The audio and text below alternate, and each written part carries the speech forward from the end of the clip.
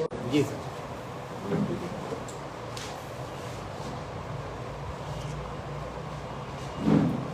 हिमाचल प्रदेश के लोकसभा चुनाव के परिणामों में दो तीन तरह की विशिष्टताएं हैं।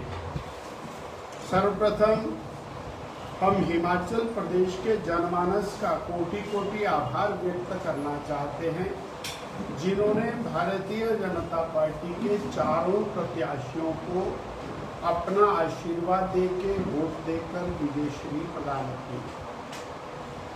ये जीत नरेंद्र मोदी जी के प्रति हिमाचल प्रदेश के जनमानस का प्रेम, स्नेह और आशीर्वाद का प्रतीक है।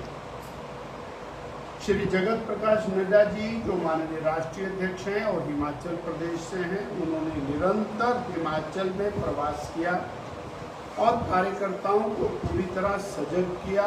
उसका भी ये बहुत बड़ा परिणाम है। मैं जहां हिमाचल की जनता का धन्यवाद करता हूं, वहीं हमारे शीर्ष नेतृत्व श्री नरेंद्र भाई मोदी जी, अमित भाई शाह जी, श्री जगत प्रकाश नड्डा जी और सभी हमारे प्रभारीगण, इनका आभार व्यक्त करता हूं। बूथ स्तर से लेकर प्रांत स्तर के भाजपा के कार्यकर्ताओं का भी आभारी हूं। इस चुनाव की विशेषता है कि 68 विधानसभा क्षेत्रों में से 61 विधानसभा क्षेत्रों में भारतीय जनता पार्टी ने जीत दर्ज की है।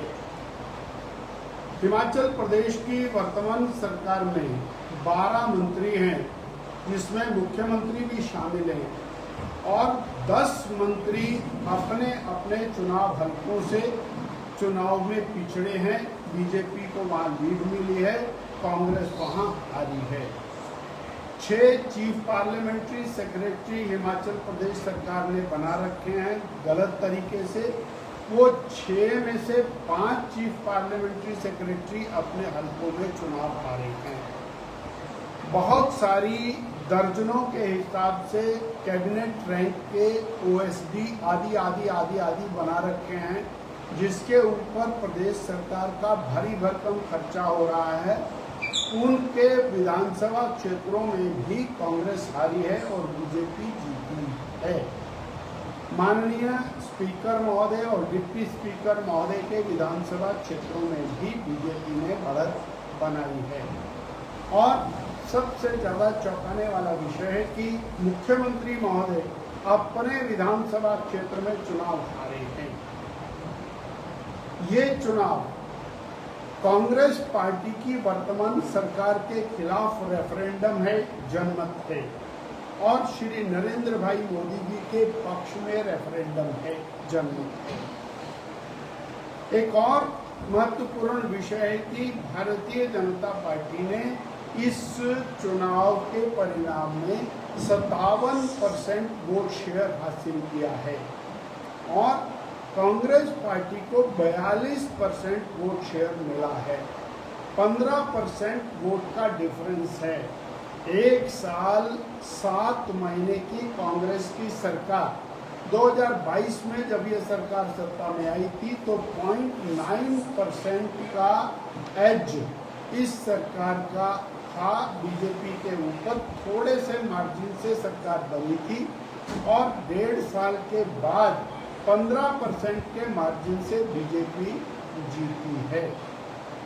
इतना मुझे कहना है कि वर्तमान प्रदेश सरकार को सत्ता में रहने का अधिकार नहीं है, क्योंकि जनमानस ने जनमत कांग्रेस की वर्तमान सरकार के खिलाफ, मुख्यमंत्री जी के खिलाफ दिया। डॉक्टर साहब, मुख्यमंत्री का ये बयान आया था कि मोदी फैक्टर हिमाचल में काम नहीं किया। मुख्यमंत्री जी को ये जवाब देना चाहिए कि वो अपने विधानसभा क्षेत्र में चुनाव क्यों हारे। 2000 से ज़्यादा वोटों की बढ़त बीजेपी की उनके विधानसभा क्षेत्र में है। उनके सारे मंत्री क्यों चुनाव हारे। अल्टीमेटली या तो प्रदेश की सरकार ये माने कि वो पूरी तरह फेल हो गई है इसलिए जनता ने उसके खिलाफ वोट दिया है, या फिर मोदी फैक्टर है। तो दो में से एक चीज तो माननी पड़ेगी। और वास्तव में नरेंद्र भाई मोदी जी के प्रति स्नेह और प्रदेश सरकार का फेलियर, दोनों चीजें मिला करके ये बने। डॉक्टर साहब, नो डाउट कि हिमाचल सरकार के करीब 60 उनके जो विधानसभा में मंत्री और जो विधायक थे उनका मार्जिन घटा है, और भाजपा ने 61, जैसे आपने बताया 60-61 विधानसभा क्षेत्रों में बढ़त ली है। लेकिन जो 2019 का आप लोगों का मार्जिन था वो चारों विधानसभा सीटों में 2.5 से 3 लाख का था, तो वो मार्जिन तो काफी हद तक कम हुआ है। डॉक्टर साहब, इसको आप मानते हैं? 2019 का जो लोकसभा चुनाव का मार्जिन था, मान लो सुरेश कश्यप जी का सिरमौर से ही 85,000 का मार्जिन था, तो उसमें तो कुछ घटोती हुई है। उसमें हर लोकसभा की स्थितियां अलग होती हैं। 2019 की लोकसभा के दौरान भारतीय जनता पार्टी की सरकार हिमाचल प्रदेश में थी। ये एक बड़ा फैक्टर था, और हमारी सरकार बेहतरीन काम कर रही थी, तो सरकार के पक्ष का वोट भी इसमें शामिल था। और दूसरा कि प्रदेश की कांग्रेस पार्टी हाशिए पर थी, वो भी एक फैक्टर इसके अंदर था। और आज तीसरी बार मोदी जी की सरकार बनी है। ये बहुत ही महत्वपूर्ण बात है। 1960 के बाद कोई भी प्रधानमंत्री लगातार तीसरी बार कंटिन्यू नहीं कर पाया है। तो इतने सारे फैक्टर्स होने के बाद इतने बड़े मार्जिन के साथ हमारे लोग जीते हैं। 2.5 लाख वोटों से जीतना, 2 लाख से जीतना, 1 लाख से जीतना, 80,000 से जीतना, और फिर माननीय जो पीडब्ल्यूडी मिनिस्टर हैं वो अपना चुनाव भी हारते हैं और अपने विधानसभा क्षेत्र में भी चुनाव हारते हैं। अब कौन सा ऐसा गणित है इनके पास? ये सब तरफ से चुनाव हार रहे हैं। शिमला पार्लियामेंट में 14 एमएलए जिनके थे, बाद में केएल ठाकुर हमारे साथ आ गए, तो 13 एमएलए के साथ इन्होंने चुनाव लड़ाए, 6 मंत्रियों के साथ चुनाव लड़ा। तो सारे के सारे अपने विधानसभा क्षेत्रों में चुनाव हारे, 2 को छोड़कर। सर, उपचुनाव को किस तरीके से तो देखते हैं? ये एक महत्वपूर्ण विषय है कि प्रदेश की जो सरकार है उसके खिलाफ जनता ने जनमत दिया। सर, विधानसभा की जो सीटें थी 6, उसमें 4 3 विधानसभा क्षेत्रों में जो दलियों के 2 इस्तीफे हैं वो देरी से स्वीकार किए हैं, तो सियासत थी उसके पीछे। लोकसभा का चुनाव हुआ, उस चुनाव के साथ 6 उपचुनाव विधानसभा के हुए।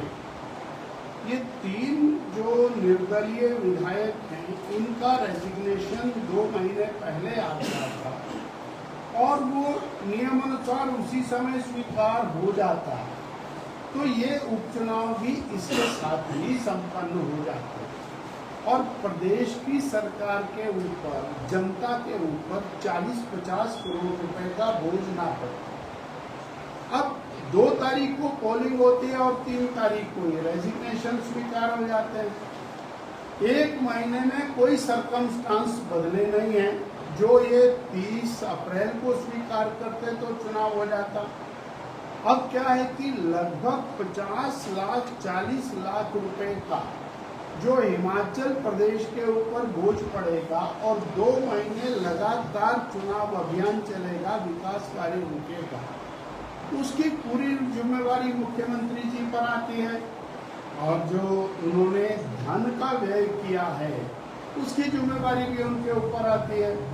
तो ये एक राजनीतिक अपना गणित बिठाने के लिए प्रदेश की जनता को चुना लगाए। उपचुनाव को किस तरीके से देखते हैं? क्योंकि 4 भाजपा ने सीटें जो है बागियों को पे भरोसा जताया था। एक तो कांग्रेस से मैं आपकी बात को बीच में काट रहा हूं।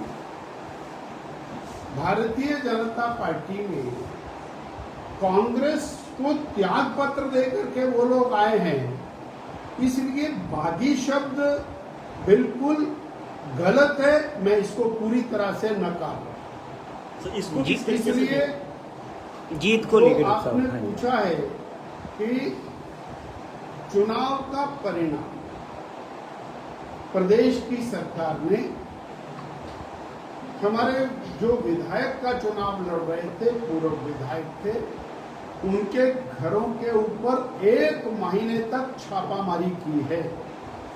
आपने वीडियो देखा होगा, 550 से ज्यादा पुलिस वाले सायरन बजाते हुए और सुधीर शर्मा के घर का घेराव करते हैं, चारों तरफ नाके लगा देते हैं और जितनी बड़ी ज्यादती वहां पर होती है।